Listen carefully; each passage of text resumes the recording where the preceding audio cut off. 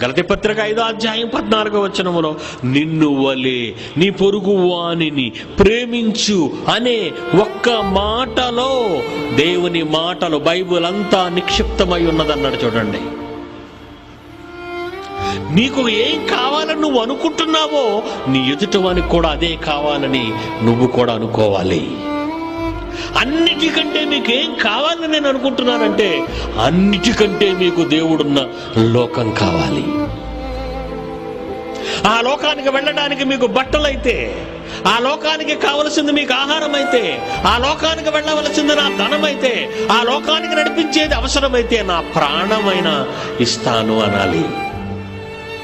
100 కోట్ల సంవత్సరాలకు ముందే నీవు నీ బ్రతుకు కాలము నీవు చేయవలసిన పనులు దేవుడు రాయించాడన్న నిజం ఏమండి ఈ సమాజానికి ఎవరికైనా తెలుసా? కప్ప అవసరమా? దోమ గురించి అవసరమా? పక్షుల గురించి అవసరమా? ఏది నీ గురించి అవసరమో, ఏది నీకు అవసరమో అది నీకు తెలియకుండా చేసిందండి. నీ చరిత్ర ఎంత గొప్పది, నీ చరిత్ర ఎంత గొప్పది. అలెగ్జాండర్కి చరిత్ర ఉందని అతని చరిత్ర చదువుకుంటున్నాను. ఖగోళ శాస్త్రవేత్త ప్లేటోకు చరిత్ర ఉందని అతని చరిత్ర చదువుకుంటున్నావు. మన దేశాన్ని పరిపాలించిన అశోక చక్రవర్తి చరిత్ర చదువుకుంటున్నావు. మన దేశాన్ని పరిపాలించిన మొఘలుల చరిత్ర చదువుతున్నావు.